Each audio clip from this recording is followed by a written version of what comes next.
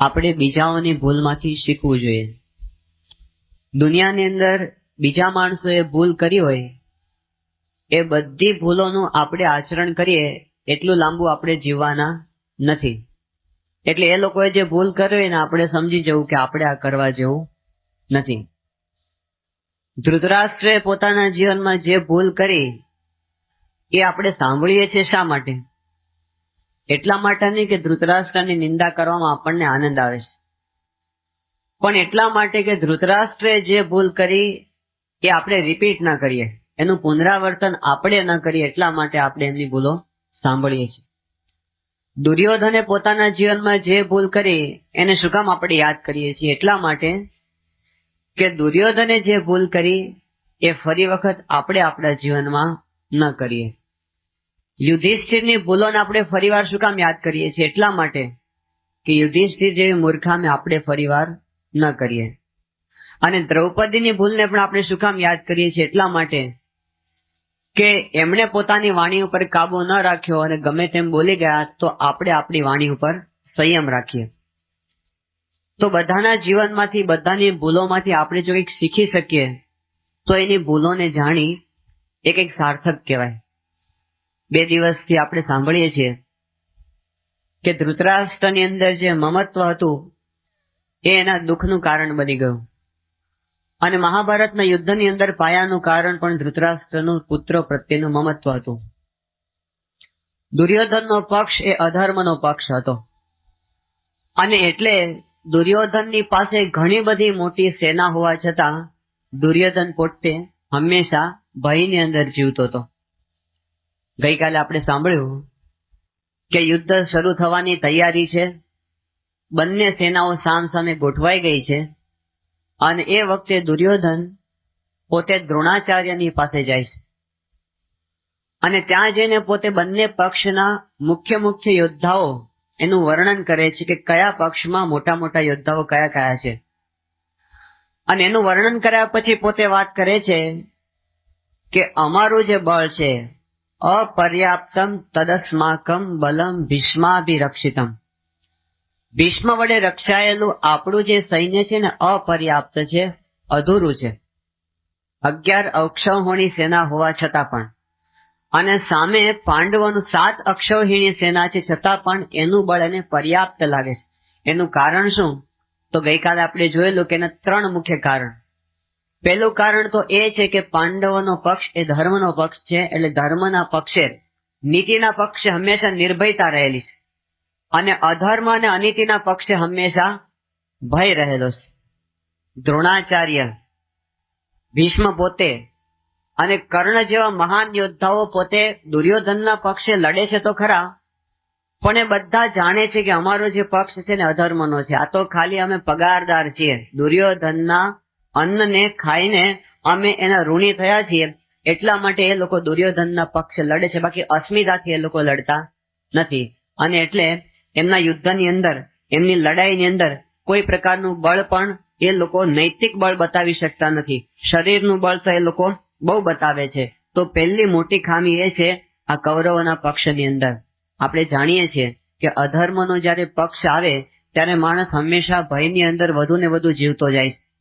જે માણસે ટ્રેનની અંદર બેસવા માટેની ટિકિટ ન લીધી હોય અને મુસાફરી કરતો હોય, અને પછી એ વખતે ટીસી આવે ને, અનુભવી ટીસી હોય ને, ખાલી નજર ફેરવીને પામી જાય કે આમાંથી કોણે ટિકિટ લીધી છે અને કોણે નથી લીધી. એનો ચહેરો જ બતાવી દે, એની આંખો ઉપરથી જ એને ખબર પડી જાય, કારણ કે એને ભય હોય જ. અંદર ફડકાટ કંઈક જુદા પ્રકારનો હોય. જે માણસે ઇન્કમ ટેક્સ ની અંદર આમ બરાબર ગોલમાલ કરી હોય અને એને જો અમથા કંઈક ઇન્કમ ટેક્સ નું નામ પડે ને, એને ધબકારા વધી જાય. આવો પ્રયોગ થયેલો છે પરદેશની અંદર.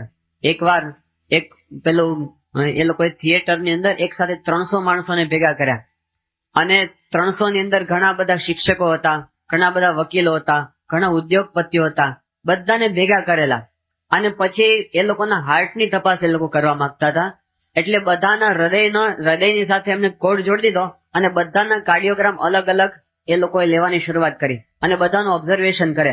પછી ઉપર ખાલી બસ એને જુદા જુદા દ્રશ્યો બતાવે, કંઈક નાટક જેવું બતાવે, એટલે મનોરંજન. એને કહેવામાં નહોતું આવ્યું શું છે, પણ એની વચ્ચેથી અચાનક એક ઇન્કમટેક્સના ઓફિસરને એ લોકોએ પસાર કર્યો કે તારે છે ને અહીંથી આમ નીકળીને સામે જતા રહેવાનું, ખાલી પસાર થવાનું, બીજું કઈ કરવાનું નહીં. એ પસાર થયો ને અને 50 જણના જે ડાયાગ્રામ હતા ને બદલાઈ ગયા, એકદમ ઇરેગ્યુલર આવવા માંડ્યા. પેલા ધબકારા અંદરથી ખાલી જુએ છે, પેલા કઈ કીધું નથી હું તમને મળવા માટે આવ્યો છું, પણ ખાલી પેલા ઇન્સ્પેક્ટરને જુએ ને એમાં અંદરના ધબકારા વધી જાય. કારણ કે અંદર હૃદયની અંદર પાપ ભરેલું છે ને, અનીતિ ભરેલી છે. તો અનીતિ વાળો માણસ એ ક્યારેય સુખેથી ઊંઘ લઈ શકતો નથી. રાવણ માટે એવું કહેવાતું મહાબળવાન હતો. એની પાસે કોઈ પ્રકારની ખામી નહોતી, એની પાસે સત્તા ભરપૂર હતી, એની પાસે શરીરની શક્તિ બહુ હતી, બુદ્ધિબળ પણ બહુ હતું. કહેવાય છે 4 વેદનો ભણેલો હતો, શાસ્ત્રવેદતા હતો. કઈ રાવણ પોતે મૂર્ખ હતો નહીં. અને છતાં પણ 3 લોક ઉપર પોતે વિજય મેળવવા છતાં પણ કહેવાય છે રાવણ હંમેશા અંતરમાં ડરતો રહેતો. એ અંદરથી ભીરુ હતો. હતી હીરે જડી ભીતો, એની સંપત્તિ કેવી હતી? હતી હીરે જડી ભીતો, કનકના મહેલ મોહલાતો. ઉગે જ્યાં સૂર્ય ગભરાતો, પવન પણ વાય શરમાતો. દેવતાઓ પણ એની જો હુકમી કરે. ઉગે જ્યાં સૂર્ય ગભરાતો, પવન પણ વાય શરમાતો. નગરની નિંદ ઉડે જ્યાં, સુણી ગાંધર્વના ગીતો. છતાં પણ દુખીઓ રાવણ મોતથી બીતો. આટલું બધું હતું છતાં પણ ભય એને મુકતો નહોતો. તો માણસ જે અનીતિના માર્ગે ચાલે છે હંમેશા ભયના માર્ગે ચાલે છે. એ વાત આપણે સમજ્યા. પાંડવોનું બળ પર્યાપ્ત હતું અને કૌરવોનું અપર્યાપ્ત હતું. એનું જો બીજું મોટું કારણ હોય તો એ છે કૌરવનો પક્ષ કુસંપનો પક્ષ છે. બધા યોદ્ધાઓ મોટા મોટા ભેગા થયા છે પણ અંદર અંદર કોઈને બનતું નથી. બધા એકબીજાના ટાંટિયા ખેંચવા પ્રયત્ન કરે છે. અને સામે પાંડવોના પક્ષે બધા ભાઈઓની વચ્ચે જબરજસ્ત સંપની ભાવના છે. એ લોકો એકબીજા માટે માથું આપી દેવા કુરબાન છે. મહાભારતનું યુદ્ધ જયારે 10મા દિવસ સુધી પહોંચ્યું અને એ વખતે ભીષ્મ પિતામહે પોતે સંકલ્પ કરેલો કે કોઈ સ્ત્રીની સામે હું ન લડું. શિખંડીને સામે લાવી દેવામાં આવ્યો અને અર્જુનના બાણથી ભીષ્મ પોતે પડ્યા અને પછી ભીષ્મ પોતે બાણ શૈયા પર આવી ગયા. યુદ્ધમાંથી પોતે બહાર નીકળી ગયા અને એમનો અંતકાળ નજીક આવી ગયો. એ વખતે હવે ભીષ્મ પોતે સેનાપતિ પદેથી નિવૃત્ત થઈ ગયા. હવે કોને સેનાપતિ બનાવવા? એટલે દુર્યોધન એ વખતે દ્રોણાચાર્યની પાસે ગયો અને દુર્યોધનને મીઠા મીઠા વચનો બોલતા બહુ આવડે છે. એટલે એમને દ્રોણાચાર્યની સ્તુતિ કરવા માંડી, એમની પ્રશંસા કરવા માંડી. અને ખુશામત કો ખુદા કો ભી પ્યારી હોતી હૈ. તો પછી એને ગમી ગયું કે વાહ બરાબર છે. એને કીધું તમારા સિવાય અમારો કોઈ આધાર નથી, હવે તમે અમારું સેનાપતિ પદ ગ્રહણ કરો. એટલે ભીષ્મ પિતામહે અરે દ્રોણાચાર્યએ પોતે સેનાપતિ પદ એ ગ્રહણ કર્યું. પણ પોતે ખુશામત છે એટલા બધા ખુશ થઈ ગયા ને દ્રોણાચાર્ય કે તારે જે માગવું એ માગી લે, તારા પર ખુશ છું. કોને કીધું એમણે? દુર્યોધનને. દુર્યોધનને ચાન્સ મળી ગયો, આચાર્ય ખુશ થઈ ગયા છે એટલે એમના રાજીપાનો લાભ તો બરાબર લેવો જોઈએ ને. પણ કીધું ઉભા રહો, વેઇટ 1 મિનિટ ઉભા રહો, હું નક્કી કરી આવું કે મારે શું માગવું. એટલે પોતે જઈને શકુનીને મળ્યા કે શું માગવું. ગુરુએ કીધું છે માગવાનું એક વસ્તુ. અને બંને વિમર્શ કર્યો, ચર્ચા કરી અને પછી કીધું આપણે ગુરુને એવું કહો કે તમે યુધિષ્ઠિરને જીવતો પકડીને અમારી સામે લાવો, આટલું અમારે જોઈએ છે. બધાને આશ્ચર્ય થયું કે આવું શું કામ માગ્યું. દ્રોણાચાર્યને પણ આશ્ચર્ય થયું કે તારે માગવું હોય તો એવું માગવું છે ને યુધિષ્ઠિરને મારી નાખ, અથવા તારે માગવું હોય તો એવું માગવું છે અર્જુનને મારી નાખ, અથવા તો ભીમને મારી નાખ, એવું માગવું છે. પણ એવું કેમ માગ્યું કે યુધિષ્ઠિરને જીવતો પકડીને મારી પાસે તમે લઈ આવો? આવું કેમ માગ્યું? દુર્યોધન બહુ બુદ્ધિશાળી છે, સામાન્ય નથી. એમણે કીધું આચાર્ય જો હું અર્જુનને મારવાનું કહું અથવા તો ભીમને મારવાનું કહું અથવા યુધિષ્ઠિરને કહું, એક જણને મારવાનું કહું તો બીજા 4 તો જીવતા રહેવાના. અને 4 માંથી જો એક જણ મરી જાય ને, એક જણ, તો પછી બાકીના જે 4 જણ છે એ મરણિયા થઈને લડે. પછી અમારી આખી સેનાનો સોથ વાળી દે, લોકો કે બાકી રાખે નહીં. એટલે અમે એક જણને મારો એમ પણ ના કીધું. અને કદાચ ધારો કે એમ કે 5 ને મારી નાખો એમ કદાચ અમે કહી દઈએ તો એ કૃષ્ણ તો બાકી રહે છે. એટલે જો 5 જણને મારી નાખ્યા, અમને ખબર છે કૃષ્ણે ગમે એવી પ્રતિજ્ઞા કરી હશે કે યુદ્ધની અંદર હું શસ્ત્ર હાથમાં નહીં ચાલું, પણ જો 5 પાંડવો મરી જાય ને તો કૃષ્ણ કોઈના ઝાલ્યા રે નહીં. એ આપણું બધાનું નિકંદન કાઢી નાખે એની પણ અમને ખબર છે. એટલે અમે શું માંગ્યું કે યુધિષ્ઠિરને જીવતો પકડીને લાવો. કારણ કે પ્લાન શું છે એ લોકોનો કે યુધિષ્ઠિર એકવાર જીવતો પકડીને લાવશે ને એટલે પછી અમે એમને કહેશું કે ચાલો યુધિષ્ઠિર આપણે હજી એકવાર જુગાર રમીએ, અને અમને ખાતરી છે કે યુધિષ્ઠિરને એકવાર અમે ચેલેન્જ આપશે ને યુધિષ્ઠિર ના નહીં પાડી શકે, અને યુધિષ્ઠિર રમશે એટલે હારશે એની પણ અમને ખાતરી છે, અને હારશે એટલે એમને અમે વનમાં મોકલી દેશું એની પણ અમને ખાતરી છે, અને યુધિષ્ઠિર જે આજ્ઞા કરશે એ પ્રમાણે ચારે ભાઈઓ એની આજ્ઞાનું અક્ષરશ પાલન કરશે એની પણ અમને ખાતરી છે. આ ચારે ચાર ભાઈઓ મોટા ભાઈની આટલી મર્યાદા પાળે છે. આ વાત થઈ, દ્રોણાચાર્ય પોતે મૂંઝવણમાં મુકાઈ ગયા કે મારાથી આ દુર્યોધન જ્યાં વચન ક્યાં અપાઈ ગયું. એટલે એમણે કીધું હવે શું કરવું? એટલે એમણે સામો યુક્તિ કરી. એમણે કીધું જો દુર્યોધન, હું યુધિષ્ઠિરને પકડીને તો લાવું, પણ થોડુંક તમારા તરફથી તમારે પ્રયત્ન કરવો પડે. કે શું? એમણે કીધું કે આ અર્જુન જ્યાં સુધી યુદ્ધની અંદર હોય ને ત્યાં સુધી યુધિષ્ઠિરને હું પકડી શકું નહીં. એટલે જો તમે યુધિષ્ઠિરથી અર્જુનને નોખો કરો ને તો હું યુધિષ્ઠિરને પકડીને લાવી શકું. આ પછી બીજી શરત ભારે, કારણ કે અર્જુનને હટાવો કેમનો યુદ્ધમાંથી? એને કઈ થોડો દૂર કરી શકાય. આ વાતની પાંડવ સેનામાં ખબર પડી કે દ્રોણાચાર્યની પ્રતિજ્ઞા છે કે યુધિષ્ઠિરને જીવતો પકડવો. એટલે બધા ચર્ચા કરવા માંડ્યા, બધા મૂંઝવણમાં મુકાઈ ગયા શું કરવું. પણ અર્જુને એ વખતે યુધિષ્ઠિરની બાજુમાં જઈને કીધું કે મોટા ભાઈ તમે મૂંઝાતા નહીં, જ્યાં સુધી મારા શરીરની અંદર લોહીનું એક પણ બુંદ હશે, જ્યાં સુધી હું જીવતો હોઈશ ત્યાં સુધી આચાર્ય દ્રોણ તો શું પણ સાક્ષાત ઇન્દ્ર આવીને લડવા માટે આવે ને તો પણ તમને હાથ નહીં અડાડી શકે એની તમને ખાતરી આપું છું. આ દ્રોણ અર્જુનને પોતાના મોટા ભાઈ પ્રત્યે આટલો બધો આદર છે કે એના માટે હું શું કરી નાખું. બધા ભાઈઓ એક બીજા માટે મરી મીટવા તૈયાર છે. જ્યારે બધા પાંડવો વનવાસની અંદર હતા, 13 વર્ષનો વનવાસ ચાલતો હતો, અને એ વખતે બધા ભાઈઓએ અર્જુનને વાત કરી કે તું આગળ ઉત્તરમાં જઈ અને શસ્ત્ર વિદ્યા શીખી આવો. શ્રી કૃષ્ણ ભગવાનનો પણ આદેશ હતો. એટલે અર્જુન પોતે સ્વર્ગની અંદર 1 વર્ષ માટે ગયો હતો ઇન્દ્ર પાસે શસ્ત્ર વિદ્યા શીખવા માટે. એ 1 વર્ષ માટે જયારે જાય છે, મહાભારતની અંદર વર્ણન આવે છે કે 5 માંથી 1 ભાઈ ઓછો થયો ને, ચારે ભાઈઓનો વિરહ સહન કરી શકતા નથી. દ્રૌપદી પણ એનો વિરહ સહન કરી શકતી નથી. એટલે બધા જ દિવસ રાત અર્જુનને સંભાળે છે, અને અર્જુનને સંભાળતા સંભાળતા એ લોકો હિમાલયની કઠિન ઠંડીની અંદર પણ એની પાછળ પાછળ જાય કે હવે અર્જુન વિના અમારાથી રહેવાશે નહીં. તો બધા ભાઈઓ એકબીજા વિના નથી રહી શકતા એ આપણને દેખાય છે. તો ભાઈઓની વચ્ચે આવો જ્યાં સુધી સંપ હોય ત્યાં સુધી કોઈ એનો વાળ વાંકો કરી શકે નહીં. ગુણાતીતાનંદ સ્વામીએ એમની વાતોમાં એવું લખ્યું છે કે એક રુચિ વાળા ખાલી 2 જ માણસ હોય ને તો પણ હજારો અને લાખો છીએ, અને જો બધાની નોખી નોખી રુચિ હોય તો હજારો ને લાખો હોય ને તો પણ એકલા જ છીએ. ભલે 2 જ જણા હોય, ભલે સંખ્યાબળ ઓછું હોય, પણ સંપ હોવો જોઈએ. જયારે કુસંપ પેઠો છે ને ત્યારે મોટા મોટાનો વિનાશ થયો છે એ આપણને ઇતિહાસ મૂર્તિમાન કઈ દેખાડે છે. જયારે ભારતની અંદર બધા રજવાડો નોખા નોખા હતા અને બધા પોતપોતાનું ખેંચતા હતા, એ વખતે રજવાડાઓના પરસ્પરના કુસંપને લીધે ભારતને ઘણું બધું સહન કરવું પડ્યું. મોહમ્મદ ગઝનવી આવ્યો અને સોમનાથનું મંદિર 17 વખત લૂંટીને જતો રહ્યો.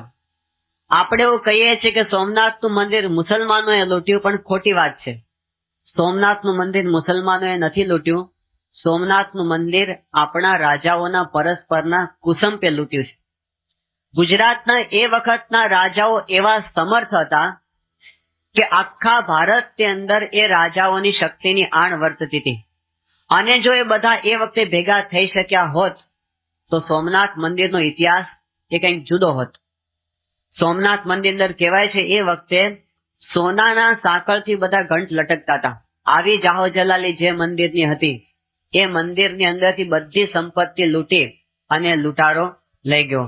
એટલું જ નહીં, પણ શિવલિંગને ખંડિત કરી અને આપણી ભારતીય સંસ્કૃતિનું ભયંકર અપમાન કર્યું. એ અપમાન ગઝનવીએ નથી કર્યું, પણ આપણા અંદરો અંદરના કુસંપે કર્યું છે. આટલું બધું થયા છતાં પણ આપણે ત્યાં રાજાઓ જાગ્યા નહીં, અને છેક સુધીના પરિણામો એ સહન કરવા જ પડ્યા છે. અંગ્રેજોએ ભારતની ઉપર 300 વર્ષ સુધી શાસન કર્યું. એનું કારણ શું હતું? અંગ્રેજોની સંખ્યા ખાલી 50,000 હતી, 50,000, અને ભારતની એ વખતની વસ્તી હતી 34 કરોડ. 50,000 મુઠ્ઠીભર અંગ્રેજો 34 કરોડ લોકોની ઉપર શાસન કરી ગયા. એનું કારણ અંગ્રેજોની બુદ્ધિ નહોતી, ભારતીયોની મૂર્ખામી હતી. આપણે બધા એક થઈ શક્યા નહીં. કુસમ, અંદરો અંદરનો કુસમ. ઈસવીસન 1757 સાલની અંદર પ્લાસીની અંદર યુદ્ધ થયું હતું અને આ યુદ્ધ બહુ ઐતિહાસિક યુદ્ધ ગણાય છે, કારણ કે ભારતની ગુલામીની શરૂઆત એ પ્લાસીના યુદ્ધથી થઈ. ત્યાં સુધી અંગ્રેજોના હાથમાં કોઈ સત્તા આવી નહોતી. પહેલી સત્તા પ્લાસીના યુદ્ધની અંદર આવી.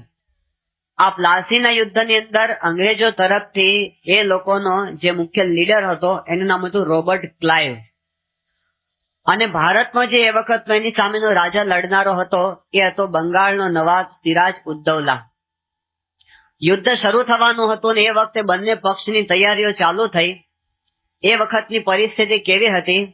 લંડનની અંદર ઇન્ડિયા હાઉસ લાઇબ્રેરી છે, ઐતિહાસિક લાઇબ્રેરી છે, બહુ મોટી લાઇબ્રેરી છે. આ ઇન્ડિયા હાઉસ લાઇબ્રેરીની અંદર ભારતની ગુલામીના 20,000 કરતા વધારે દસ્તાવેજો પડેલા છે કે ભારતની ગુલામી કઈ કઈ રીતે થઈ અને ગુલામી દરમિયાન ભારતમાં શું શું થયું એના દસ્તાવેજો, પત્રો, એ વખતના ઓરિજિનલ લેટર્સ એમાં પડેલા છે બધા. તો પ્રોફેસર ધર્મપાલ નામના એક વિદ્વાને પોતે સંશોધન કર્યું કે પ્લાસીના યુદ્ધમાં અંગ્રેજો તરફ કેટલા સૈનિકો હતા અને ભારત તરફથી કેટલા સૈનિકો હતા. તપાસ કરતા ખબર પડી કે એ વખતે રોબર્ટ ક્લાઇવના સૈન્યની અંદર ખાલી 300 સૈનિકો હતા અને સિરાજ ઉદ્દૌલાની પાસે 18,000 સૈનિકો હતા. તો 300 સૈનિકો 18,000 સૈનિકોને કેવી રીતે જીતી શક્યા? આ એક બહુ મોટો પ્રશ્ન એમના મનની અંદર ઉભો થયો. એટલું જ નહીં, પણ એ વખતનો ઇતિહાસ તપાસતા ખબર પડી કે ઇંગ્લેન્ડની પાર્લામેન્ટમાં એ વખતે એવું કહેવાતું કે ભારતનો એક એક યોદ્ધા, ભારતનો એક એક સૈનિક એ અંગ્રેજોના 5-5 સૈનિકને ભારે પડે એવો છે. આટલું બધું ભારતીય સૈનિકોની તાકાત હતી. અને છતાં પણ એવું શું થયું કે ભારત હારી ગયું અને પ્લાસીના યુદ્ધની અંદર અંગ્રેજો જીત્યા? તપાસ કરતા ખબર પડી રોબર્ટ ક્લાઇવે એ વખતે અંગ્રેજોને ત્યાંથી કાગળ લખેલો પ્લાસીથી ઇંગ્લેન્ડ પાર્લામેન્ટ ઉપર. એમણે કીધું કે આપણી પાસે ખાલી 300 સૈનિકો છે, તમે અમને મદદ મોકલો ઇંગ્લેન્ડથી સૈનિકોની. એ વખતે ઇંગ્લેન્ડની પાર્લામેન્ટે જવાબ આપ્યો કે અત્યારે નેપોલિયનની સાથે યુદ્ધ ચાલે છે. ઇંગ્લેન્ડ ને ફ્રાન્સનું એ વખતે યુદ્ધ ચાલતું હતું. એમણે કીધું અત્યારે આપણા દેશમાં નેપોલિયન સામે યુદ્ધ ચાલે છે, એટલે અહીંથી એક પણ સૈનિક અમે મોકલી શકીએ એમ નથી, માટે તમારી મેળે તમે વ્યવસ્થા ત્યાં કરી લો. રોબર્ટ ક્લાઇવને થયું કે હવે આપણે સીધા તો જીતી શકીએ એમ છીએ નહીં, એટલે એમને પોતાના 2 જાસૂસોને સિરાજ ઉદ્દૌલાના સૈન્યની અંદર મોકલ્યા કે તમે ત્યાં જાઓ અને જેને તપાસ કરો કે આની અંદર કોઈ ગદ્દાર માણસ છે કે નહીં, કોઈ નમક હરામ થયો છે કે નહીં, કોઈ સત્તાનો લાલચુ માણસ આની અંદર છે કે નહીં, તમે તપાસ કરો. અને 2 જાસૂસો ત્યાં ગયા અને આવીને એમને વાત કરી કે હા એવો માણસ છે અને એનું નામ છે મીર જાફર. મીર જાફર એનો સેનાપતિ છે અને એને નવાબ થવાના બહુ અભરખા છે. દિવસ રાત પોતે નવાબ થવાના સપના દેખે છે. સિરાજ અને રોબર્ટ ક્લાઇવને કડી હાથમાં આવી ગઈ. એમણે એક લેટર લખ્યો અને લેટરમાં મીર જાફરને લખ્યું કે તને અમે બંગાળનો નવાબ બનાવી દઈશું, પણ અમારી શરત તું માન્ય રાખે તો. અને પેલાના મોઢામાં પાણી આવવા માંડ્યું કે મને બંગાળનો નવાબ, બોલો તમે કહેશો એમ હું કરીશ.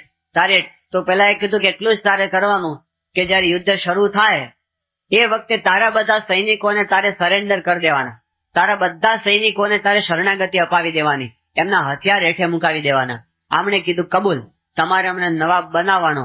કરાર થઈ ગયા અને યુદ્ધ શરૂ થયું 26 જૂન અને ઈસવીસન 1757 ના દિવસે એ યુદ્ધ જયારે શરૂ થયું, પ્લાસીનું યુદ્ધ, અને કહેવાય છે કે યુદ્ધ શરૂ થવાના 40 મિનિટની અંદર 18,000 સૈનિકોએ પોતાના શસ્ત્રો નીચે મૂકી દીધા, કારણ કે સેનાપતિનો આદેશ થયો. 300 સૈનિકોએ એ બધાને કેદ પકડ્યા, 18,000 ને, અને કલકત્તાની અંદર વિલિયમ ફોર્ટની અંદર અત્યારે પણ એક કિલ્લો છે, એની અંદર બધા સૈનિકોને પૂરી દેવામાં આવ્યા. 10 દિવસ સુધી એ સૈનિકોને ભૂખ્યા રાખવામાં આવ્યા અને 11મા દિવસે મીર જાફરની હાજરીમાં એ 18,000 સૈનિકોની કતલ કરી નાખવામાં આવી. આ ભારતનો ઇતિહાસ છે. અને બંગાળનો નવાબ સિરાજ ઉદ્દૌલાને બનાવી દેવાયો, એને નવાબ પદ મળ્યું અને ભારતને ગુલામી પ્રાપ્ત થઈ. રોબર્ટ ક્લાઇવ પોતાના કાગળની અંદર પોતાના હાથે લખે છે કે અમે જયારે જીત્યા અને અમે કલકત્તામાં અમારી વિજય યાત્રા કાઢી. 300 સૈનિકોને લઈ અને અમે વિજય કૂચ કરી આખા શહેરમાંથી અમે નીકળ્યા. એ વખતે કલકત્તાની અંદર હજારો માણસો અમને જોવા ભેગા થયા હતા. એ હજારો માણસો એ બધાએ ભેગા થઈને જો એક એક પથ્થર અમારા ઉપર નાખ્યો હોત ને તોય અમે મરી જાત. અમે 300 હતા ને હજારો હતા. પણ આવો કોઈને વિચાર આવ્યો નહીં. સંપ નહોતો, અંદરો અંદર કુસમ. મીર જાફર એ પોતે સત્તા લાલચુ થયો. એમને પોતાના દેશની અસ્મિતા નહોતી અને પોતાના રાજ્ય માટે એમના અંતરની અંદર વફાદારી નહોતી. કુસંપ બેઠો અને એનું પરિણામ ભારતે કેટલું ભયંકર ભોગવવું પડ્યું. ભારતની જે 200-250 વર્ષની જે ગુલામી, એની અંદર 6 લાખ બલિદાનો લેવાયા અંગ્રેજો દ્વારા. 6 લાખ કુરબાનીઓ આપણે આપવી પડી. એની અંદર સુભાષચંદ્ર બોઝ જેવા અને ભગતસિંહ જેવા અને એની અંદર ચંદ્રશેખર આઝાદ જેવા અને ઉધમસિંહ જેવા હજારો નવલોહિયા યુવાનો ભારતે ગુમાવ્યા. એનું કારણ હતું મીર જાફર તરફથી ગદ્દારી થઈ. એમને સંપની ભાવના એના હૃદયની અંદર નહોતી. તો ભારતીયોનો એક કુસંપ, એના કારણે સેંકડો વર્ષની ગુલામી એને સહન કરવી પડી. આ જગતનો ઇતિહાસ મૂર્તિમાન આપણને બતાવે છે. અત્યારે પણ દેશની પ્રગતિમાં જો સૌથી મોટું વિઘ્ન હોય તો આપણો કુસંપ. નવી ગવર્મેન્ટ જેવી આવે ને એવા વિરોધ પક્ષના બધા લોકો એક જ વિચાર કરે અને આને સરકાર તોડવી ક્યારે, એના ચાન્સ ગોતવામાં પડી જાય. ક્યારે એના પગ આપણે ખેંચીએ અને ક્યારે નવી ચૂંટણી આવે, નવી ઇલેક્શન આવે અને ફરીથી 1000 કરોડ રૂપિયાનો બધાની ઉપર બોજો નાગરિકોની ઉપર પડે.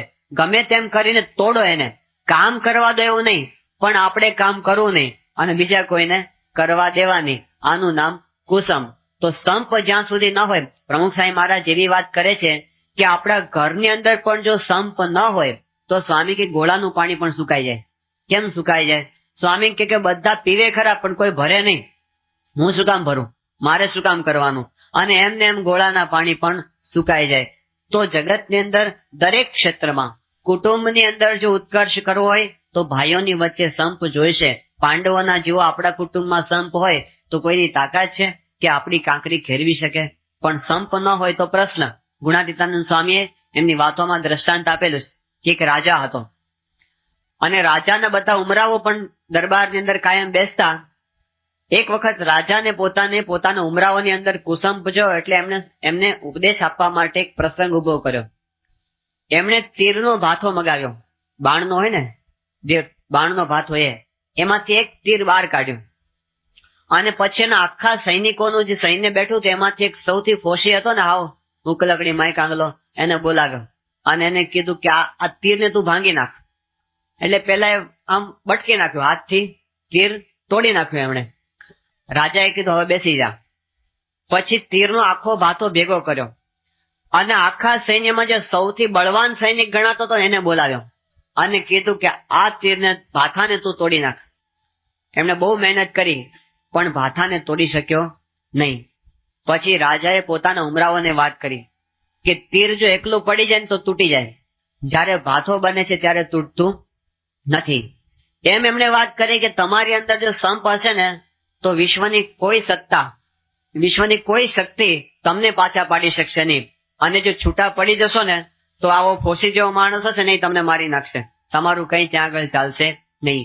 તો કહેવાનો અર્થ ગુણાતીતાનંદ સ્વામી એ બતાવ્યું કે આપણે પણ જો અંદરો અંદર સંપની ભાવના રાખશું તો પછી આપણને કોઈ પાછા પાડી શકશે નહીં. ઇઝરાયલ એક નાનો એવો દેશ છે, સાવ નાનો દેશ. 22,000 ચોરસ કિલોમીટર કરતા પણ ઓછો એનો વિસ્તાર છે અને વસ્તી એની ખાલી 90 લાખની છે. આપણા મુંબઈ શહેર કરતા પણ ઓછી વસ્તી વાળો ઇઝરાયલ દેશ છે. અને એ ઇઝરાયલની અંદર ચારે બાજુ એના દુશ્મન દેશો છે, બધા મુસલમાન દેશો. એક બાજુ સિરિયા છે, એક બાજુ લેબેનોન છે, એક બાજુ જોર્ડન છે, એક બાજુ ઇજિપ્ત છે. આ બધા કાપીને બેઠા છે કે ઇઝરાયલની ઉપર ગમે તેમ કરીને હુમલો આપણે કરીએ. એની વચ્ચે ઇઝરાયલ પોતે એકલા હાથે જજુમેશ, પણ એની પ્રજામાં સંપ જબરજસ્ત છે. એ લોકોની અંદર દેશ ભાવના જબરજસ્ત છે. તો આવી પરિસ્થિતિની અંદર એ લોકો બધા ક્ષેત્રોમાં પ્રગતિ કરે છે. આખા દેશની અંદર કોઈ પણ વિસ્તારમાં 8 ઇંચ કરતા વધારે વરસાદ પડતો નથી અને એકેય બાજુથી એને દરિયો મળતો નથી, એકેય નદી નથી એના દેશની અંદર, એક પણ નદી નથી. અને છતાં પણ ઇઝરાયલની અંદર દુનિયાની અંદર સારામાં સારી ખેતી થાય છે. અહીંથી લોકો ખેતી શીખવા માટે ઇઝરાયલ જાય છે. દુનિયાની અંદર સારામાં સારા ફૂલ ઇઝરાયલની અંદર બને છે. દુનિયાની અંદર સારામાં સારા ફળ ત્યાંની નારંગી છે. આખા વિશ્વમાં જાફા નામની ત્યાંની નારંગી થાય છે અને આખી દુનિયાની અંદર ત્યાંની નારંગી વખણાય છે. પ્રજાની અંદર સંપ છે, બધા સાથે મળીને આગળ વધે છે. આખી દુનિયામાં સારામાં સારું ડિફેન્સ મિકેનિઝમ, સારામાં સારી સંરક્ષણ વ્યવસ્થા એ ત્યાં આગળ છે. સારામાં સારી કોમ્યુનિકેશનની વ્યવસ્થા ત્યાં આગળ છે. માઇક્રોસોફ્ટની અમેરિકાની બહાર સૌથી મોટી હેડ સેન્ટરની ત્યાં આગળ ઓફિસ આવેલી છે, એ ઇઝરાયલની અંદર આવેલી છે. તો આટલી બધી પ્રગતિ એમણે કરેલી છે કારણ કે પ્રજામાં સંપ, એટલો બધો સંપ કે આખી દુનિયામાં કોઈ પણ દેશની અંદર ઇઝરાયલનો કોઈ પણ માણસને કંઈ પણ મુશ્કેલી પડે ને આખો દેશ એની મદદે પહોંચી જાય કે અમારા દેશના માણસને આવી ઉપાધિ તો એને તરત જઈને મદદ કરે. સંપની ભાવના છે એ લોકોની અંદર. 1976 ની અંદર એકવાર એવું બન્યું કે આ ઇઝરાયલના ઘણા બધા મુસાફરો એક ફ્લાઇટની અંદર પોતે મુસાફરી કરતા હતા. એર ફ્રાન્સની એ ફ્લાઇટ હતી અને એ વખતે પેલેસ્ટાઇનના ત્રાસવાદી જૂથના 4 ત્રાસવાદી એની અંદર ચડી ગયા અને આખા પ્લેનને હાઈજેક કરીને એ લોકો યુગાન્ડા લઈ ગયા અને યુગાન્ડાની અંદર ત્યાંનું જે એન્ટેબે એરપોર્ટ છે એની ઉપર એને ઉતાર્યું અને પછી એમણે ત્યાંથી વાટાઘાટો શરૂ કરી ઇઝરાયલની સાથે કે અમારા ત્રાસવાદીઓને તમે પૂરી દીધા છે, આ તમારા જે મુસાફરો છે એને અમે અહીંયા આગળ ભરેલા છે. 105 ઇઝરાયલના મુસાફરો અમારી પાસે બાંધની અંદર છે. જો તમારે તમારા ઇઝરાયલીઓને છોડવા હોય તો અમારા ત્રાસવાદીઓને તમારી જેલમાંથી તમે છોડી દો. અને વાટાઘાટો શરૂ થઈ. જો આ ત્રાસવાદીઓને છોડે તો દેશ પર મોટી ઉપાધિ આવે એમ હતી, એટલે એને છોડાય એમ તો હતું નહીં. અને એની સામે 105 નાગરિકો મરી જાય એ પણ દેશને કોઈ રીતે પોસાય એમ હતું નહીં. પણ એમના એ વખતના જે વડાપ્રધાન હતા ઇત્ઝાક રાબિન અને એ વખતના સંરક્ષણના વડા હતા, એ બંને ભેગા થઈને બહુ મસલત કરી. એક બાજુ એ લોકોએ વાટાઘાટ શરૂ રાખી કે તમે ઉતાવળ ન કરશો, અમે હજી વિચાર કરીએ છીએ. અને આ બાજુ એ લોકોએ ઇઝરાયલની અંદર આખું એન્ટેબે એરપોર્ટ ઉભું કરી દીધું. એ એન્ટેબે જેવો જ એરપોર્ટ એમણે ત્યાં બનાવી દીધું અને એની જે 4 પ્લેન એમણે તૈયાર કર્યા. પ્લેનના કલર બદલી નાખ્યા અને કલરની ઉપર યુગાન્ડાની ફ્લાઇટ હોય એવો એમને બધી દ્રશ્ય એવું બધું બનાવી દીધું. અને એમણે રિહર્સલ શરૂ કર્યું કે એન્ટેબે એરપોર્ટ ઉપર જઈને આપણે આપણા મુસાફરોને પાછા લઈ આવીએ.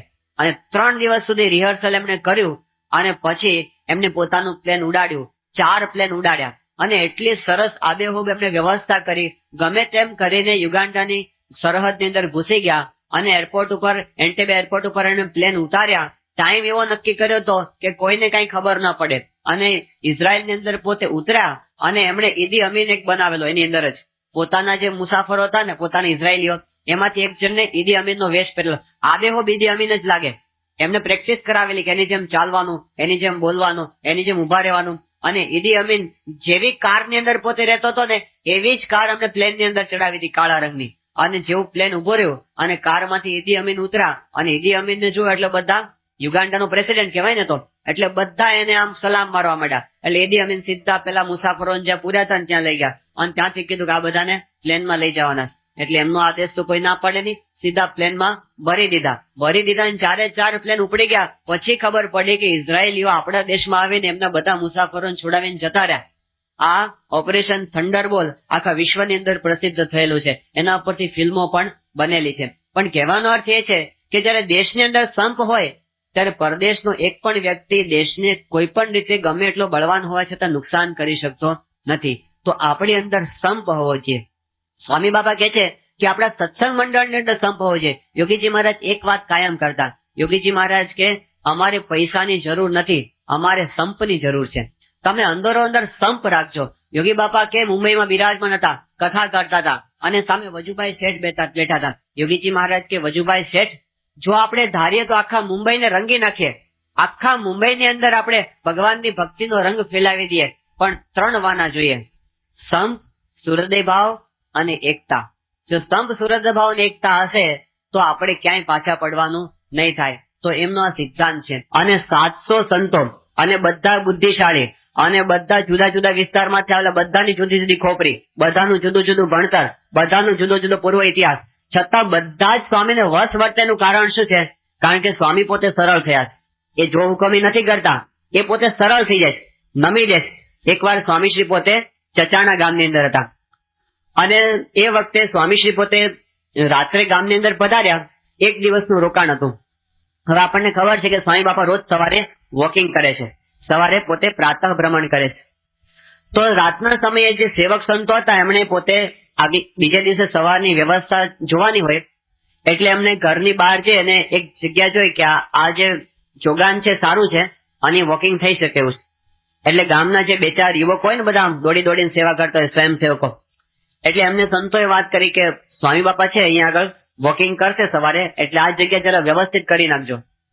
એટલે છોકરાઓ વ્યવસ્થિત કરવામાં જાજુ કઈ કરવાનું હતું નહીં, થોડા ઘણા કાંકરા ઉપાડી લેવાનો હોય અને થોડો કચરો સાફ કરવાનો, આટલું જ કરવાનું હતું. તો કરી નાખ્યું એ લોકોએ. બીજે દિવસે સવારે જયારે પેલું તો અંધારામાં બધું જોયેલું સંતોએ, પણ સવારે અજવાળું થયું ને ત્યારે ખબર પડી કે એ જગ્યા જે નક્કી કરેલી ને ત્યાં થોડેક ખરબચડી ને ખાડા ખડિયા વાળી ભૂમિ હતી, ચાલવામાં અનુકૂળ આવે એવું નહોતું. એટલે એમને કીધું કે અહીંના કરતા બીજી કોઈ જગ્યાએ આપણે છે. એટલે બાજુના ઘરની અંદર એક મોટું ફળિયું હતું. કાઠિયાવાડની અંદર ઘર આવા હોય કે ઓસરી હોય અને ઓસરીની અંદર ફળિયું છે ને આગળ બહુ લાંબુ હોય. એ ફળિયાની અંદર એમને કઈ એકદમ સમથળ જમીન છે. એટલે એમને કીધું કે આપણે સ્વામી બાપા અહીં વોકિંગ કરાવે તો સારું. એટલે સ્વામી જાગ્યા એટલે સીધા વોકિંગ કરવા માટે ત્યાં લઈ ગયા.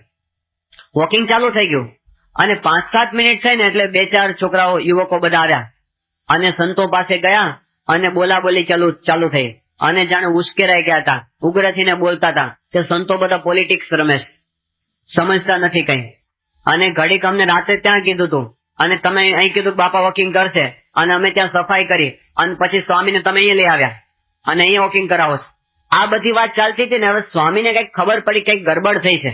એટલે એમણે પૂછ્યું કોકને, સંતોને બોલાવીને કે આ શું વાત ચાલે.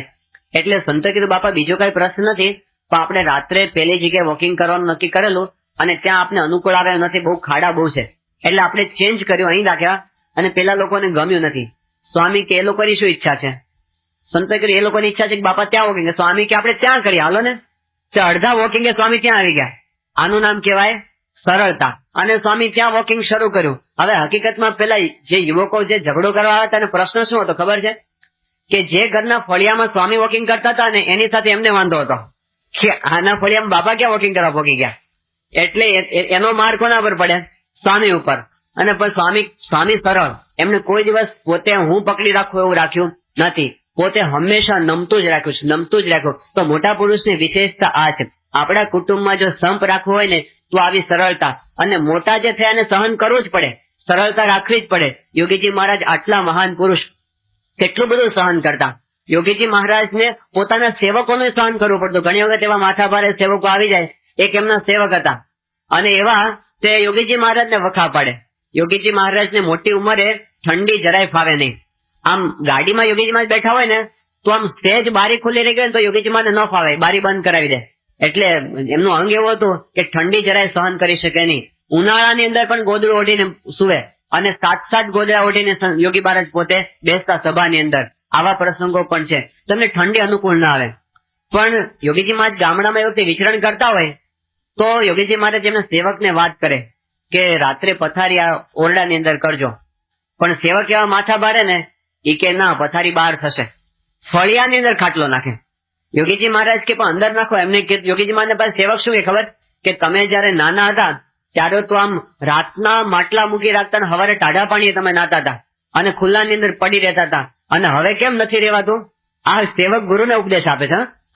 અને ફળિયામાં નાખે ખાટલો એમનો, અને યોગીજી મહારાજ કઈ ના બોલે, સહન કરી લે સેવકનું. પોતે ખાટલાની અંદર ત્યાં જાય અને પોતે સુવે ત્યાં આગળ. અને પછી સેવક છે ને એ સુઈ જાય અને ખબર પડે કે હવે સેવકને ઊંઘ આવી ગઈ છે. એટલે યોગીજી મહારાજ એ વખતે મહંત સ્વામીને જગાડે. મહંત સ્વામી એ વખતે યુવકમાં હતા અને વિનુભાઈ તરીકે પોતે સાથે ફરતા હતા. તો વિનુભાઈને બોલાવી અને યોગીજી મહારાજ કે ગુરુ આ પથારી અંદર લઈ લો ને, ટાઢ બહુ આવી છે. એટલે વિનુભાઈ પોતે પથારી ઊંચકી અને અંદર ઓરડામાં લઈ જાય અને ત્યાં પથારી કરી દે. યોગીજી મહારાજ ત્યાં સુઈ જાય અને સવારે વહેલા 3:30-4 વાગે યોગીજી મહારાજ ઉઠી જાય અને વિનુ ભગતને જગાડે કે કેમ બાપા શું છે? કે આ પથારી છે ને બહાર પાછી લઈ લો ને, પેલા જાગશે જોઈ જશે આપણે અંદર આવ્યા. અને પથારી બહાર લેવડાવે યોગીજી મહારાજ હવારના, અને પાછા બહાર પોતે જઈને સુવે કે સેવકને ખબર ના પડી જાય કે હું અંદર આવીને સૂતો. યોગીજી મહારાજ સંસ્થાના ધણી કહેવાય. અને યોગીજી મહારાજનો પડ્યો બોલ ઝીલવા માટે લાખો ભક્તો તૈયાર. અને યોગીજી મહારાજ ધારે તો પેલા સાધુ ને જતો રે બહાર ઘર ભેગો કરી દે, આવી યોગીજી મહારાજની સત્તા. પણ એમને તો કેવળ બધાને રાજી કર્યા. પોતાના જે સેવક છે એમની આગળ પણ પોતે નમતું મૂક્યું. તો મોટા પુરુષે આ કર્યું. તો ઘરની અંદર આપણે થોડી સરળતા ન રાખી શકીએ? આટલી સરળતા આપણે રાખી હોય ને તો ઘરનો સંપ કોઈ તોડી શકે નહીં. તો આ સહન શક્તિ એ મોટા પુરુષે આપણને શીખવાડી છે. એના દ્વારા સંપની ભાવના આપણા હૃદયમાં, આપણા ઘરની અંદર થાય. અને પ્રમુખ સ્વામી મહારાજે એક સંપ માટેનું જબરજસ્ત મોટું સૂત્ર અને રામબાણ ઈલાજ આપ્યો છે, એ છે ઘર સભા. સ્વામી બાપા કહે છે કે રોજ એકવાર ઘરના બધા સભ્યોએ રાતના ભેગા થવું, અને વધારે નહીં તો ખાલી 15 મિનિટ સુધી તમારે ધાર્મિક ગ્રંથનું વાંચન કરવું. જો આટલું થશે ને ઘરની અંદર વાતાવરણ ફરી જશે. હજારો હરિભક્તોને એવા અનુભવ છે કે એકવાર ઘરમાં ઘર સભા શરૂ થઈને પછી એકબીજાના મન નજીક આવી ગયા. અત્યારે થાય છે એવું કે આપણી લાઈફ એટલી બધી મિકેનિકલ બની ગઈ છે ને ઘરમાં કોઈ ભેગા જ નથી થતા. દીકરો એના રસ્તે હોય, કોલેજમાં જાય, બાપ એના ધંધાની અંદર હોય, અને રાતના જયારે ભેગા થવાનો સમય થાય ત્યારે ટેલિવિઝનની સ્વિચ શરૂ થાય એટલે વાત કરવાનો ચાન્સ મળે જ નહીં. તો ઘરની અંદર બધા જ એકબીજાથી નોખા થતા જાય. ઘણી વખત દિવસો સુધી બાપને ને દીકરાને આ મોટા વાત કરવાની ન થાય. આવા પ્રસંગો પણ કુટુંબની અંદર બને. એટલે પછી શું થાય? વૈમનસ્ય વધતું જાય. નાનામાં નાનો પ્રશ્ન હોય છતાં પણ અણસમજણ વધતી જાય, અને એને લીધે મોટા ભાગના પ્રશ્નો મિસઅન્ડરસ્ટેન્ડિંગ ના હોય છે, કે ગેરસમજ, એકબીજાના વિશે ખોટા અભિપ્રાય અને એકબીજાના વિશે ખોટી શંકા. તો સ્વામી કે ઘર સભા તમે કરશો ને બધાના મન નજીક આવી જશે. એક વખત ભેગા થઈને ખાલી ચર્ચા થાય ઘરના પ્રશ્નોની, બધા પ્રશ્નોનું સોલ્યુશન થઈ જાય. અને એની સાથે સ્વામીશ્રી બીજી એક વાત કરે છે કે ઘર સભાની સાથે સમૂહ ભોજન. દિવસમાં એકવાર તો એવું રાખવું કે ઘરના બધા સભ્યો સાથે બેસીને જમે. જેના અન્ન જુદા એના મન જુદા, એવું સ્વામી બાપા પોતે કે છે. જ્યારે પાણીપતનું યુદ્ધ થયું એ વખતે એક બાજુ મરાઠાઓ હતા અને બીજી બાજુ અફઘાનો હતા. મરાઠાઓનું બળ ઘણું બધું હતું, મોટું સૈન્ય હતું, અને સામે અફઘાનો હતા. એનો જે સેનાપતિ હતો એ અહમદ શાહ હતો. હવે એમણે અહમદ શાહ અફઝાલી એમને જોયું કે આ પોતાના જાસૂસને મોકલો કે ત્યાં શું પરિસ્થિતિ ચાલે છે બધું જોઈ આવો. એટલે જાસૂસે રાતના સમય ત્યાં તપાસ કરી અને મરાઠાઓને સૈન્યના બધા સમાચાર આપ્યા. એમણે એક વાત કરી કે મરાઠાઓના સૈન્યની અંદર બધી છાવણીની રસોઈ નોખી નોખી થાય છે, અને બધાના અગ્નિ રસોઈના નોખા નોખા મેં જોયા. એક રસોડે કોઈ જમતા નથી. અહમદ શાહ કે તો આપણે જીતી ગયા. જે લોકો ભેગા બેસીને જમી નથી શકતા એ ભેગા બેસીને લડી પણ નહીં શકે. આપણે જીતી ગયા. અને ખરેખર એ લોકોએ આક્રમણ કર્યું અને જીતી ગયા. તો સાથે બેસીને જમવું, સાથે બેસીને એકવાર ઘર સભા કરવી, તો એનાથી આપણા કુટુંબના પ્રશ્નોનું સમાધાન થતું હોય છે. આ કુસંપ, અર્જુનનું બળ વધારે હતું એનું કારણ સંપ હતો, અને કૌરવનું બળ ઓછું હતું એનું કારણ કુસંપ હતો. અને ત્રીજું જે કારણ કૌરવોનું બળ અપર્યાપ્ત હતું, અને ત્રીજું ને સૌથી મહત્વનું કારણ એ હતું કે પાંડવોના પક્ષે ભગવાન કૃષ્ણ હતા. જેના પક્ષમાં ભગવાન હોય એને કોનો ભય હોય? મહાભારતનું યુદ્ધ શરૂ થવાનું થયું અને બંને પક્ષની અંદર બધા પોતપોતાના પક્ષે રાજાઓને લેવા માટે જવા માંડ્યા. એ વખતે દ્વારિકાની અંદર શ્રી કૃષ્ણ ભગવાનની પાસે દુર્યોધન પહોંચ્યો. દુર્યોધન જયારે દ્વારિકાની અંદર પહોંચ્યો ત્યારે શ્રી કૃષ્ણ ભગવાન પોતે આરામની અંદર હતા, અને સીધો જ શ્રી કૃષ્ણના કક્ષની અંદર પોતે પહોંચી ગયો. શ્રી કૃષ્ણ ભગવાન સૂતા હતા, એના પલંગની બાજુમાં જે ભગવાનનું આસન હતું એના પર પોતે જઈને બેસી ગયો, એમના માથા ઉપર. થોડી વાર થઈને અર્જુન આવ્યો. અર્જુન પણ શ્રી કૃષ્ણ ભગવાન પાસે મદદ લેવા આવ્યો હતો, અને એ પણ ત્યાં આગળ ગયો, અને એમને જોયું કે ભગવાન સૂતા. ભગવાનના ચરણારવિંદમાં જઈને પોતે નમ્ર ભાવે બેસી ગયો. થોડી વાર થઈ, શ્રી કૃષ્ણ ભગવાન જાગ્રત થયા અને એમને આંખો ખોલીને સામે અર્જુન દેખ્યો કે અર્જુન તું ક્યારે આવ્યો? એકદમ પ્રેમથી પૂછવા માંડ્યા, કારણ કે પાર્થ તો શ્રી કૃષ્ણનો મિત્ર છે, કે તું ક્યારે આવ્યો? એટલે અર્જુને કીધું કે હજી હમણાં જ આવ્યો, 10 મિનિટ થઈ. અને આ વાત સાંભળીને એટલે તરત પેલો દુર્યોધન પાછળથી બોલ્યો કે આ વચમાં ક્યાં ફાચમાય? એ કે કેશવ હું પણ આવ્યો છું, હું પણ તમારી પાસે આવ્યો છું. એટલે કૃષ્ણ ભગવાન કીધું સારું તમે આવ્યા છે પણ સારું થયું, પણ આ તો મેં અર્જુનને પેલા જોયો એટલે મેં પેલા બોલાવ્યો. એને કીધું બોલ અર્જુન શું કામ છે? દુર્યોધન કે હું કામ માટે આવ્યો કે તારું પેલા રાખ, મેં અર્જુનને પેલા જોયો. એટલે દુર્યોધને કીધું કે પ્રભુ આ યુદ્ધ થવાનું છે અને એમાં તમારી મદદ લેવા માટે હું આવ્યો છું. દુર્યોધન કે હું મદદ લેવા માટે આવ્યો છું. કૃષ્ણ ભગવાન કે શાંતિ રાખો બંને જણ, તમને બંનેને હું મદદ કરવાનો છું, કારણ કે તમે બંને મારા સંબંધી છો. પણ અર્જુનને મેં પહેલે જોયો છે એટલે હું પહેલા એને આપીશ અને તને પછી આપીશ, એમ કહીને શ્રી કૃષ્ણ ભગવાન પોતે શરત મૂકે છે કે આ યુદ્ધની અંદર બે વિકલ્પો છે. એક પક્ષે તો મારી આખી ચતુરંગી સેના છે, જેનો એક એક યાદવ યોદ્ધા એ મારા જેવો બળવાન છે. એ આખી એક અક્ષૌહિણી ચતુરંગી સેના એક બાજુ છે અને એક બાજુ હું એકલો છું. અને મારો સંકલ્પ છે કે આ યુદ્ધની અંદર હું હાથમાં હથિયાર ધારણ કરવાનો નથી. હવે હે અર્જુન, તારી બેમાંથી પસંદગી કરવાની છે કે મારી આખી આટલી યોદ્ધાઓ સહિતની અને આવા આયુધો સહિતની મારી આખી સેના તારે જોઈએ છે કે તારે અર્જુન હથિયાર વગરના શ્રીકૃષ્ણનું કામ છે. અને અર્જુનની આંખમાં એ વખતે આંસુ આવી ગયા. એને કીધું, ભગવાન તમે મને શું માનો છો? હું કઈ સોદાબાજી કરવા આવ્યો છું? મારે તમારા સિવાય જગતમાં બીજા કોઈનું કામ નથી. તમારી ચતુરંગી સેનાનું મારે કામ નથી. મારે તો તમારું કામ છે. તમે હાથમાં હથિયાર ધારણ કર્યા હોય કે ન કર્યા હોય, જો શ્રી કૃષ્ણ મારા પક્ષે હશે, મને વિશ્વાસ છે કે આ બ્રહ્માંડમાં કોઈ મારો વાળ વાંકો કરી શકે એમ નથી. અર્જુનને ભગવાનની ઉપર વિશ્વાસ છે. અને દુર્યોધન તો મલકાવા માંડ્યો કે ઠીક છે, અર્જુન મૂર્ખ છે, માગતા આવડતું નથી. અને એમને કીધું ચાલો ત્યારે સેના મને આપી દો. અને જાણે ઘેટાઓનું ટોળું હાંકી જાય એમ પોતાની હારે ચતુરંગી સેના છે એ દુર્યોધન હાંકીને જતો રહ્યો. પણ અર્જુનના પક્ષે કૃષ્ણ છે એ વાત બીજા બધા ભૂલી ગયા કે એમણે ભલે ધારણ ન કર્યું આયુધ, હતા કોણ? કૃષ્ણ અર્જુનની રક્ષાની અંદર હતા. અને એટલે અર્જુન આખા યુદ્ધમાં નિર્ભય છે. જયારે ભીષ્મ પિતાએ પ્રતિજ્ઞા કરી કે કાલ રાત સુધીમાં અર્જુનને હું મારી નાખીશ, એ વખતે આખી પાંડવ સેનામાં હાહાકાર થઈ ગયો અને બધા ચિંતા કરવા માંડ્યા. અને બધા મુખ્ય યોદ્ધાઓ ભેગા થયા અને મીટિંગ થવા માંડી. અને એ વખતે બધા ચર્ચા કરતા હતા. શ્રી કૃષ્ણ ભગવાન કે આપણે બધા ચર્ચા કરીએ છીએ, પણ તમે જુઓ તો ખરા, જેના માટે આપણે ભેગા થઈએ અર્જુન જ દેખાતો નથી. કે અર્જુન ક્યાં ગયો, શોધો એને. અને અર્જુનની તપાસ કરવા માટે નીકળ્યા અને જોયું તો અર્જુન તો એક છાવણીમાં જઈને ઘસ ઘસાટ ઊંઘતો હતો. એટલે કૃષ્ણ ભગવાને જઈને અર્જુનને જગાડ્યો, હલાવ્યો કે અર્જુન જાગ. એટલે અર્જુને આંખો ખોલી. એમને કીધું શું છે પ્રભુ? એટલે કૃષ્ણે કીધું તને ખબર છે કે ભીષ્મ પિતાએ તને મારવાની પ્રતિજ્ઞા કરીશ? કે હા મને ખબર છે. એ તો કેમ સૂતો છે તું? તને ઊંઘ કેમ આવે છે આવી કઠિન પરિસ્થિતિની અંદર? આવી રીતે ઘસ ઘસાટ નસકોરા બોલાવે? અર્જુન કે પ્રભુ આપ જાગો છો ને એટલે હું સૂતો છું.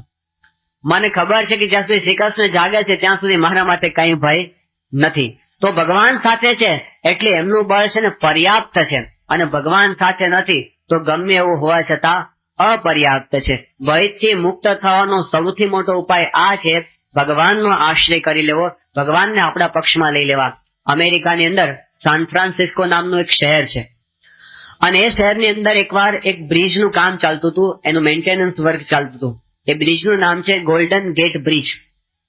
એક કંપનીને કોન્ટ્રાક્ટ આપવામાં આવ્યો કે તમારાનું કામ કરવાનું છે, અને કંપનીએ કામ શરૂ કર્યું. પણ કામ શરૂ કર્યા પછી કંપનીની સામે બહુ મોટો પ્રોબ્લેમ આવ્યો. પ્રશ્ન એવા પ્રકારનો હતો કે એ લોકો જે પુલ બાંધતા હતા એની નીચે એક નદી જતી હતી, અને નદીનું પાણી એટલું બધું ઊંડું ને વમળવાળું હતું ને કે પેલા કામ કરનારા લોકો જયારે નીચે જોવે ત્યારે એકદમ બેલેન્સ ગુમાવી દે, ચક્કર આવે અને કોઈ બેલેન્સ ગુમાવી દે, નદીની અંદર પડી જાય. આવી રીતે ઘણા બધા માણસો મરવા માંડે એમના. એટલે કંપનીની ઉપર બહુ મોટો પ્રેશર આવ્યું કે આવું કેમ થાય. એ લોકોએ કીધું કે આનો કઈ ઉપાય આપણે કરવો પડશે. અને એ લોકોએ મીટિંગ કરી અને ઉપાય એ લોકોએ શોધી કાઢ્યો. અને એ લોકોએ કીધું કે આપણે નીચે એક નેટ બાંધી દઈએ, જાળી બાંધી દઈએ. એટલે કોઈ માણસ કદાચ ઉપરથી પડે, બેલેન્સ ગુમાવે તો જાળીમાં ઝીલાઈ જાય, એટલે કોઈ મરે નહીં. એટલે એ લોકોએ બીજા દિવસે પ્રોજેક્ટ ચાલુ કર્યો, આખી જાળી સળંગ બાંધી દીધી છેક થી છેક સુધી. અને બીજા દિવસે કામ ચાલુ કર્યું. પણ આશ્ચર્યની વાત એ બની કે જે દિવસથી એ લોકોએ નેટ બાંધીને એ દિવસથી માણસો પડતા જ બંધ થઈ ગયા. કે આવું કેમ થયું? તપાસ કરતા ખબર પડી જે લોકો પડતા હતા ને એ લોકો ભયને લીધે પડતા હતા.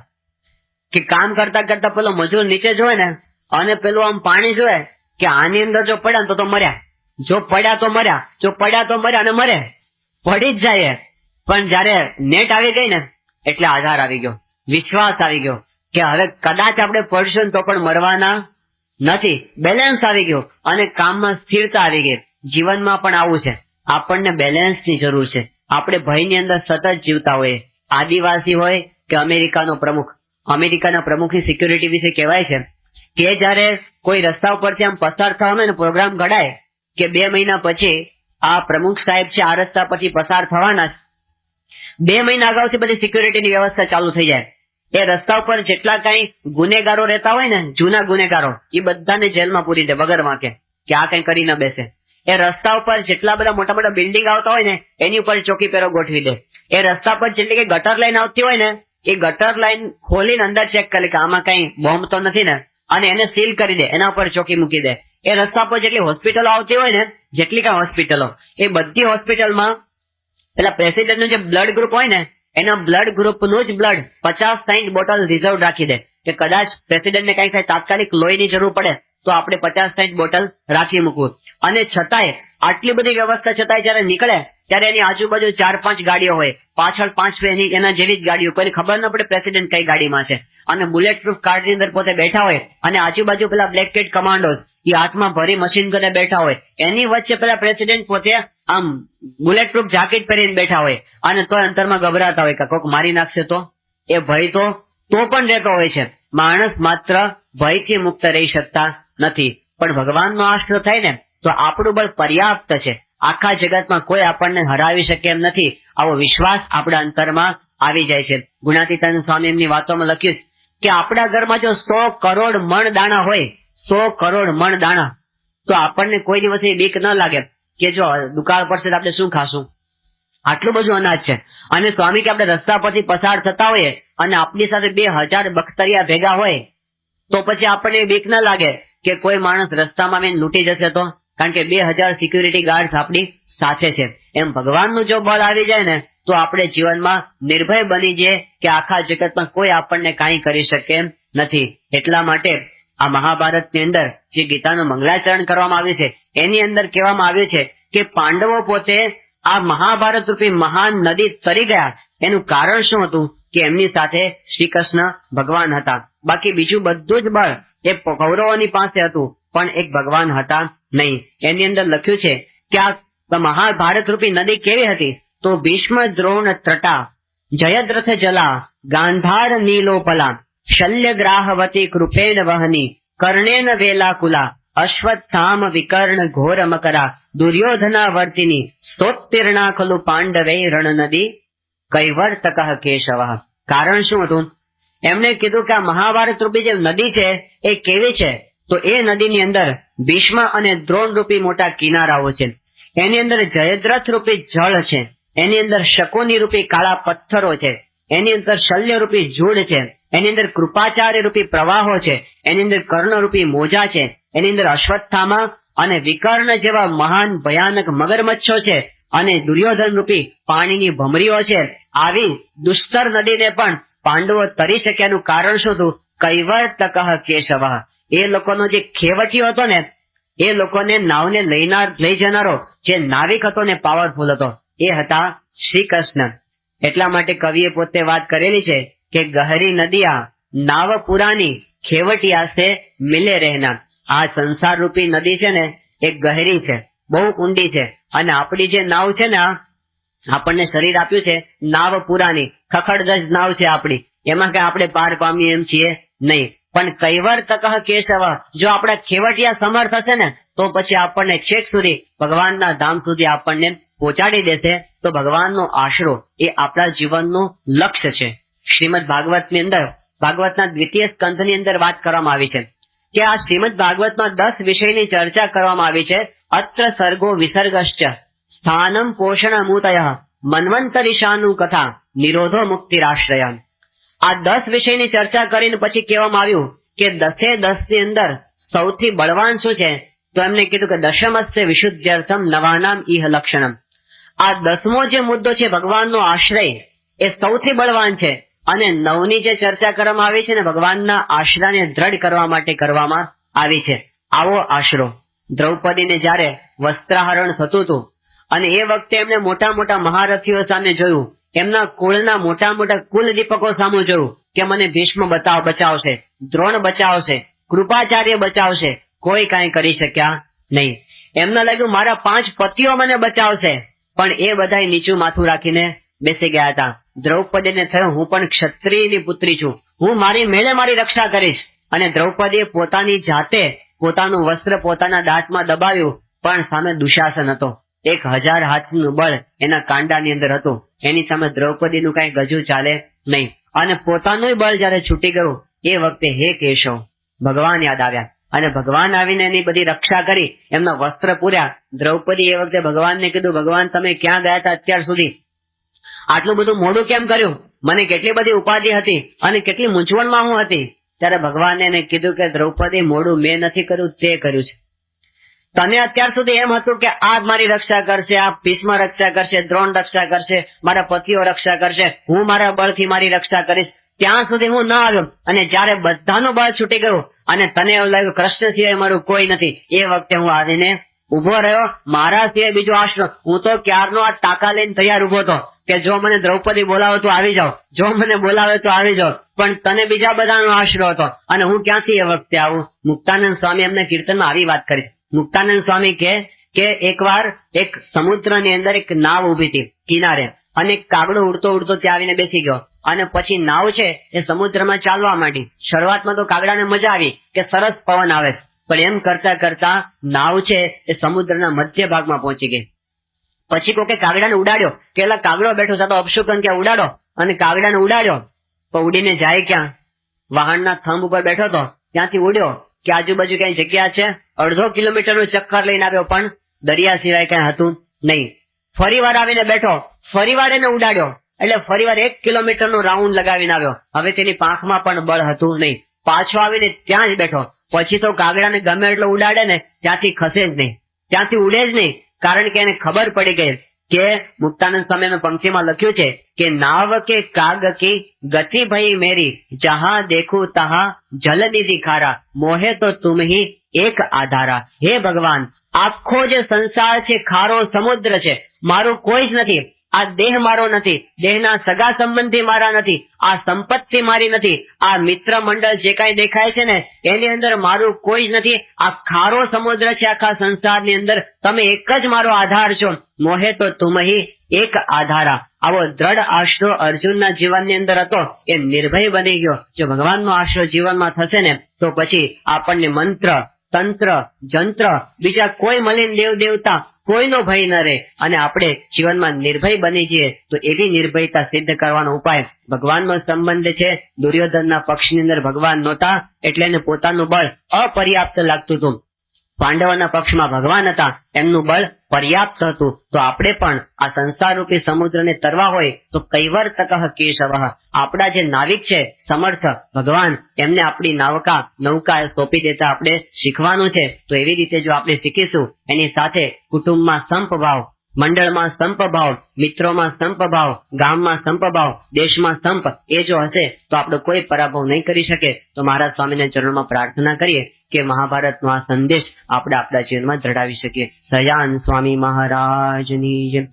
આવી વધુ કથા સાંભળવા શ્રવણમાલા ચેનલને સબસ્ક્રાઇબ કરો.